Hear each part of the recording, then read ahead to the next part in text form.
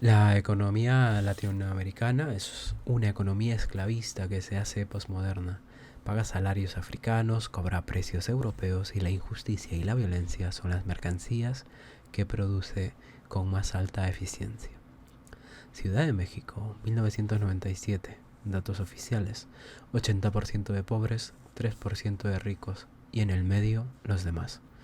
Y la Ciudad de México es la capital del país que más multimillonarios de fortuna súbita ha generado en el mundo de los años 90. Según los datos de las Naciones Unidas, un solo mexicano posee una riqueza equivalente a la que suman 17 millones de mexicanos pobres.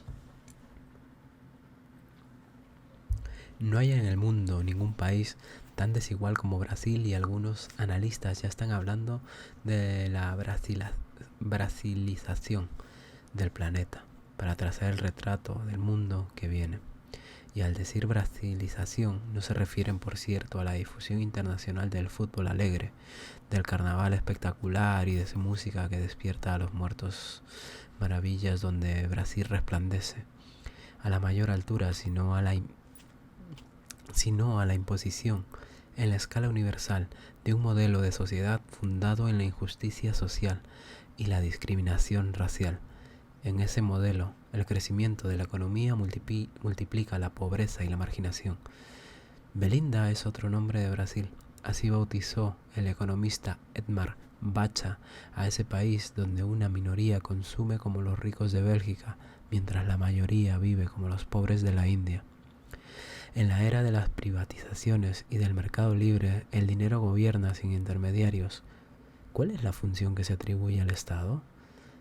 El Estado debe ocuparse de las disciplinas de la mano de obra barata, condenada a salarios enanos y de la represión de las peligrosas legiones de brazos que no encuentran trabajo. Un Estado juez y gendarme y poco más, y en muchos países del mundo la justicia social ha sido reducida a la justicia penal. El Estado vela por la seguridad pública. De los otros servicios ya se encargará el mercado y de la pobreza, gente pobre, regiones pobres, ya se ocupará Dios. Si la policía no alcanza, aunque la administración pública quiera disfrazarse de madre piadosa, no tiene más remedio que consagrar sus menguadas energías a las funciones de la vigilancia y castigo.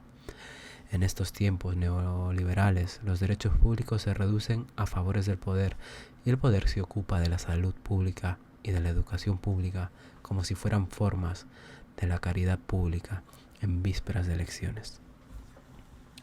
Puntos de vista 1.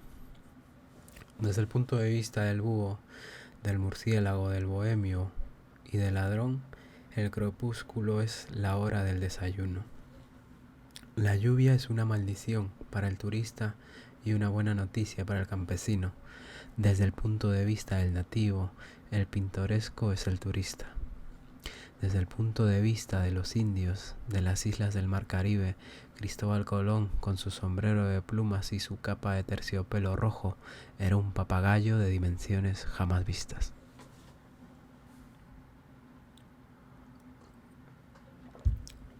La pobreza mata cada año en el mundo más gente que toda la Segunda Guerra Mundial, que a muchos mató. Pero desde el punto de vista del poder, el exterminio no viene mal. Al fin y al cabo, si en algo ayuda a regular la población que está creciendo demasiado.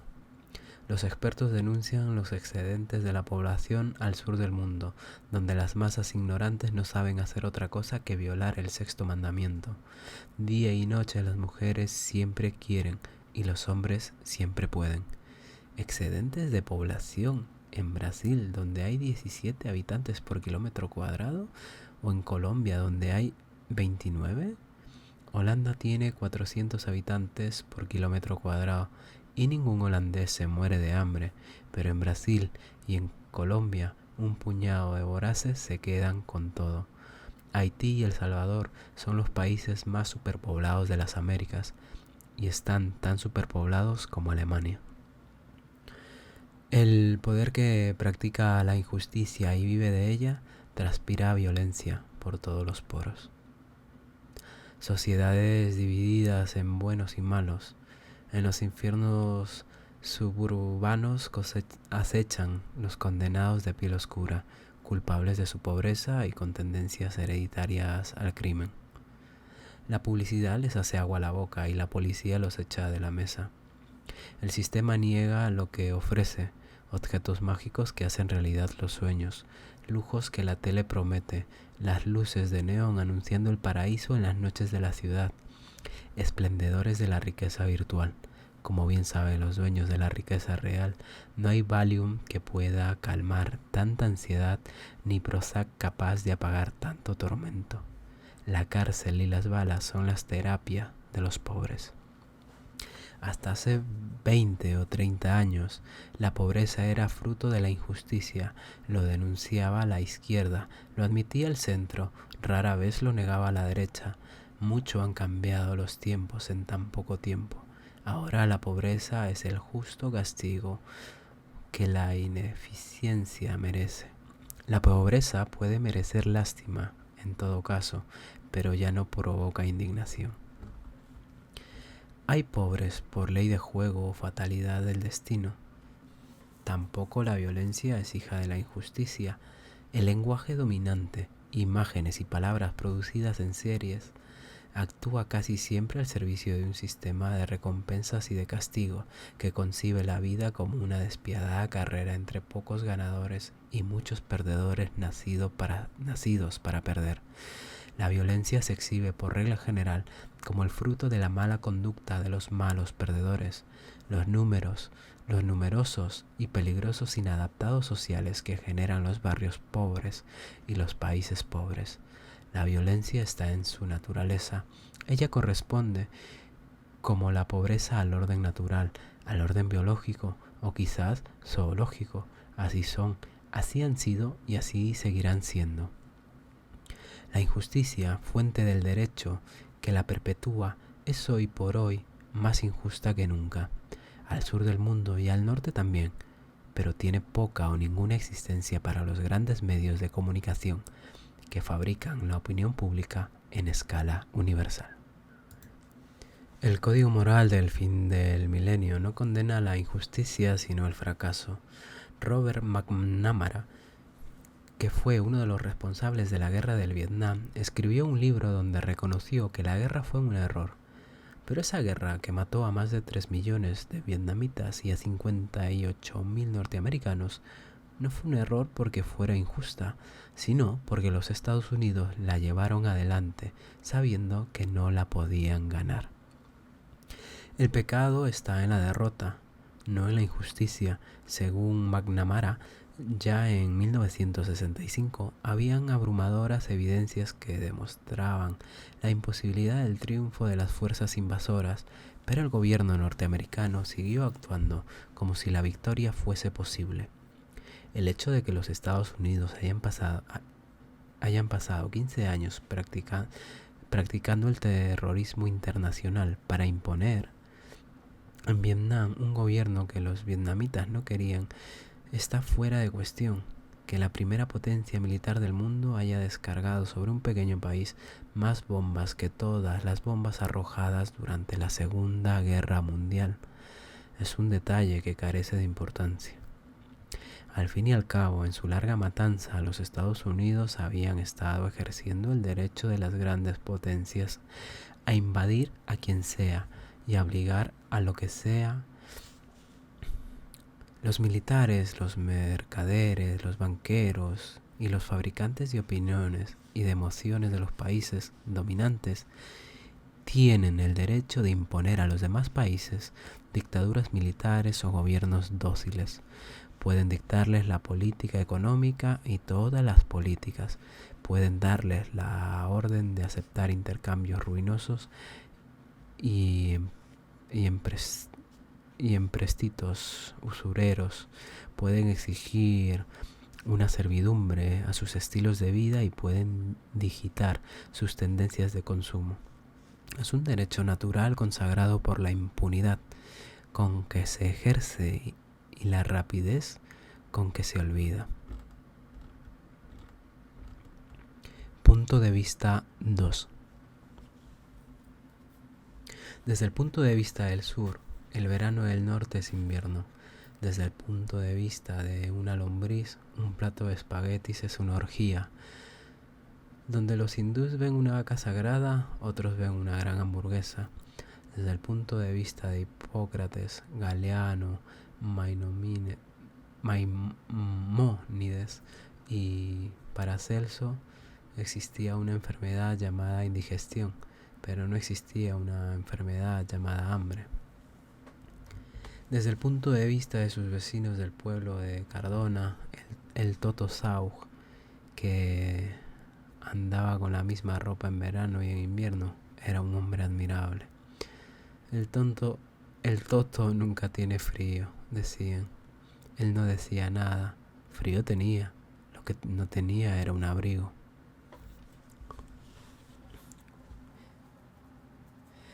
La memoria del poder no recuerda, bendice. Ella justifica la perpetuación del privilegio por derecho de herencia, absuelve los crímenes que los mandan y proporcionan coartadas a su discurso. La memoria del poder, que los centros de educación y los medios de comunicación difunden como única memoria posible, solo escucha las voces que repiten la aburrida letanía de su propia sacralización. La impunidad exige la desmemoria. Hay países y personas exitosas y hay países y personas fracasadas, porque los eficientes merecen premio y los inútiles castigo, para que las infamias puedan ser convertidas en hazañas. La memoria del norte se divorcia de la memoria del sur. La acumulación se desvincula del vaciamiento. La opulencia no tiene nada que ver con el despojo. La memoria rota nos hace creer que la riqueza y la pobreza vienen de la eternidad y hacia la eternidad caminan, y que así son las cosas porque Dios o la costumbre quieren que sea así. Punto de vista 3. Desde el punto de vista de las estadísticas, si una persona recibe $1,000 y otra persona no recibe nada, cada una de esas personas aparece recibiendo $500 en el cómputo de ingreso per cápita. Desde el punto de vista de la lucha contra la inflación, las medidas de ajustes son un buen remedio. Desde el punto de vista de quienes las padecen, las medidas de ajustes multiplican el cólera, el tifus, la tuberculosis y otras maldiciones. Octava maravilla del mundo, 10ª sinfonía de Beethoven, 11º mandamiento del Señor. Por todas partes se escuchan himnos de alabanza al mercado libre, fuente de prosperidad y garantía de democracia. La libertad de comercio se vende como nueva, pero tiene una historia larga, y esa historia tiene mucho que ver con los orígenes de la injusticia, que en nuestro tiempo reina como si hubiera nacido de un repollo o de la oreja de una cabra. Hace 3 o 4 siglos, Inglaterra, Holanda y Francia ejercían la piratería en nombre de la libertad de comercio, mediante los buenos oficios de Sir Francis Drake, Henry Morgan, Piet Hein, François Lolonois y otros neoliberales de la época. La libertad de comercio fue la coartada que toda Europa usó para enriquecerse vendiendo carne humana en el tráfico de esclavos. Cuando los Estados Unidos se independizaron de Inglaterra, lo primero que hicieron fue prohibir la libertad de comercio, y las telas norteamericanas, más caras y más feas que las telas inglesas, se hicieron obligatorias, desde el pañal del bebé hasta la mortaja del muerto. Después, sin embargo, los Estados Unidos enarbolaron la libertad de comercio para obligar a muchos países latinoamericanos al consumo de sus mercancías, sus empréstitos y sus dictadores militares. Envueltos en los pliegues de esa misma bandera, los soldados británicos impusieron el consumo de opio en China a cañonazos, mientras el filibustero William Walter restablecía la esclavitud también a cañonazos, y también en nombre de la libertad en América Central. Rindiendo homenaje a la libertad de comercio, la industria británica redujo a la India a la última miseria, y la banca británica ayudó a financiar el exterminio de Paraguay, que hasta 1870 había sido el único país latinoamericano de veras independiente. Pasó el tiempo y a Guatemala se le ocurrió en 1954 practicar la libertad de comercio, comprando petróleo a la Unión Soviética, y entonces los Estados Unidos organizaron una fulminante invasión que puso las cosas en su lugar. Y poco después también Cuba ignoró que su libertad de comercio consistía en aceptar los precios que se le imponían. Compró el prohibido petróleo ruso y ahí se armó el tremendo lío que desembocó la invasión de la playa Girón y el bloqueo interminable.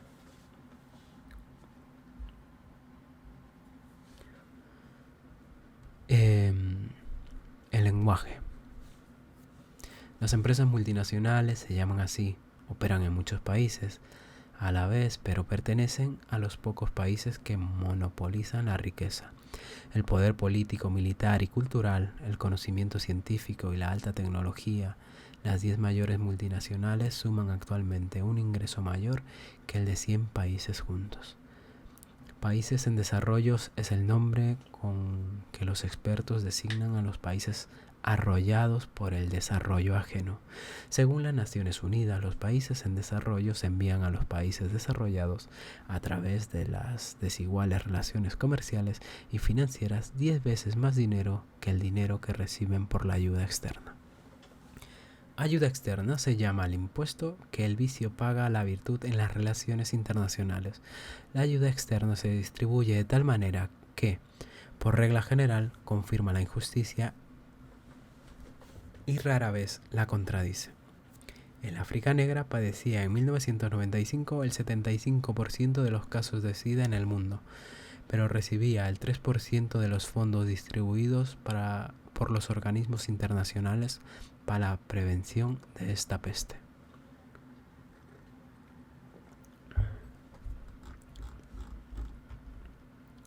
Todos los antecedentes históricos enseñan que la libertad de comercio y las demás libertades del dinero se parecen a la libertad de los países, tanto como Jack el Destripador se parecía a San Francisco de Asís. El mercado libre ha convertido a nuestros países en bazares repletos de chucherías importadas que la mayoría de gente puede mirar, pero no pueden tocar. Así ha sido desde los lejanos tiempos en que los comerciantes y los terratenientes usurparon la independencia, conquistada por nuestros soldados descalzos, y la pusieron en venta. Entonces fueron aniquilados los talleres artesanales que podían haber incubado a la industria nacional. Los puertos y las grandes ciudades que arrasaron al interior eligieron los delirios del consumo en lugar de los desafíos de la creación. Han pasado los años y en los supermercados de Venezuela he visto bolsitas de agua de Escocia para acompañar al whisky. En ciudades centroamericanas donde hasta las piedras transpiran a chorros, he visto estolas de piel para damas copetudas. En Perú, enceradoras eléctricas alemanas para casas de pisos de tierra que no tenían electricidad. En Brasil, palmeras de plástico compradas en Miami. Otro camino, el inverso, recorrieron los países desarrollados. Ellos nunca dejaron de entrar a Herodes en sus cumpleaños infantiles. El mercado libre es la única mercancía que fabrican sin subsidios, pero solo con fines de exportación. Ellos venden, nosotros la compramos. Sigue siendo muy generosa la ayuda que sus estados brindan a la producción agrícola nacional, que así pueden derramarse sobre nuestros países a precios baratísimos a pesar de sus costos altísimos, condenando a la ruina a los campesinos del sur del mundo. Cada productor rural de los Estados Unidos recibe en promedio subsidios estatales 100 veces mayores que el ingreso de un agricultor de las Islas Filipinas, según los datos de las Naciones Unidas, y eso por no hablar del feroz proteccionismo de las potencias desarrolladas en la custodia de lo que más le importa, el monopolio de las tecnologías punta, de las biotecnologías y de las industrias del conocimiento y de la comunicación, privilegios defendidos a rajatabla para que el norte siga sabiendo y el sur siga repitiendo, y que así sea por los siglos de los siglos. Continúan siendo altas muchas de las barreras económicas y más altas que nunca se alzan todas las barreras humanas.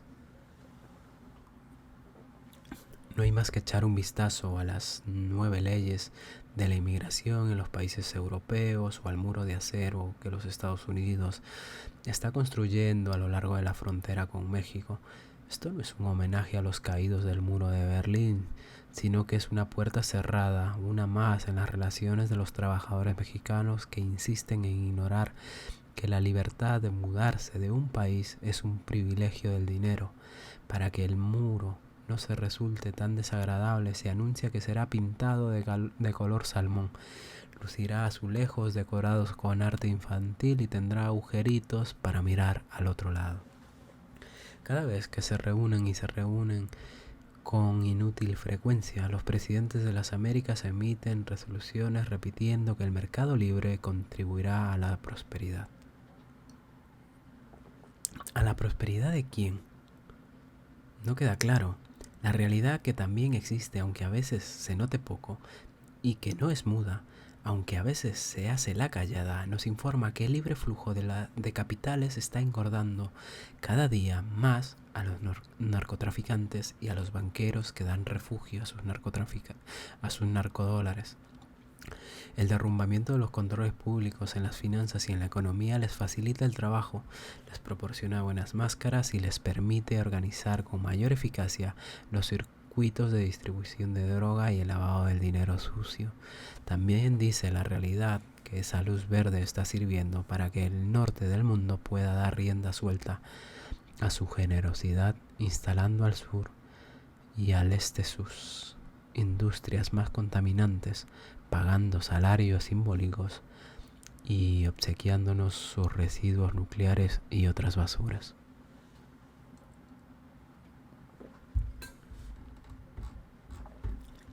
El lenguaje 2. En 1995 la prensa argentina reveló que algunos directores del Banco Nación habían recibido 37 billones de dólares de la empresa norteamericana IBM a cambio de una contratación de servicios cotizados en 120 millones de dólares por encima del precio normal. 3 años después, esos directores del Banco Estatal reconocieron que habían cobrado y depositado en Suiza tales dineritos, pero tuvieron el buen gusto de evitar la palabra soborno o la grosera expresión popular coima. Uno usó la palabra gratificación, otro dijo que era una gentileza y el más delicado explicó que se trataba de un reconocimiento por la alegría de la IBM. El lenguaje 3. En la época victoriana no se podían mencionar los pantalones en presencia de una señorita. Hoy por hoy no queda bien decir ciertas cosas en presencia de la opinión pública. El capitalismo luce el nombre artístico de economía de mercado. El imperialismo se llama globalización. Las víctimas del imperialismo se llaman los países en vías de desarrollo, que es como llamar niños a los enanos. El oportunismo se llama pragmatismo. La traición se llama realismo. Los pobres se llaman carentes o carenciados o personas de escasos recursos. La expulsión de los niños pobres por el sistema educativo se conoce bajo el nombre de deserción escolar. El derecho del patrón a despedir al obrero sin indemnización ni explicación se llama flexibilización del mercado laboral. El lenguaje oficial reconoce los derechos de las mujeres entre los derechos de las minorías, como si la mitad masculina de la humanidad fuera la mayoría. En lugar de dictadura militar se dice proceso. Las torturas se llaman apremios ilegales o también presiones físicas y psicológicas. Cuando los ladrones son de buena familia, no son ladrones sino cleptómanos. El saqueo de los fondos públicos por los políticos corruptos corresponde al nombre de enriquecimiento ilícito. Se llaman accidentes los crímenes que cometen los automóviles. Para decir ciegos, se dice no videntes. Un negro es un hombre de color. Donde dice larga y penosa enfermedad, debe leerse cáncer o sida. Repentina dolencia, significado de infarto. Nunca se dice muerto, sino desaparición física. Tampoco son muertos los seres humanos aniquilados en las operaciones militares. Los muertos en batalla son bajas, y los civiles que se ligan sin comerla ni beberla son daños colaterales. En 1995, cuando las explosiones nucleares de Francia en el Pacífico Sur, el embajador francés de Nueva Zelanda declaró: "No me gusta esa palabra bomba, no son bombas, son artefactos que explotan". Se llama convivir algunas de las bandas que asesinan gente en Colombia a la sombra de la protección militar. Dignidad era el nombre de uno de los campos de concentración de la dictadura chilena, y La Libertad, la mayor cárcel de la dictadura uruguaya. Se llama Paz y Justicia al grupo paramilitar que en 1997 acribilló por la espalda a 45 campesinos, casi todos mujeres y niños, mientras rezaban en una iglesia del pueblo de Acteal en Chiapas.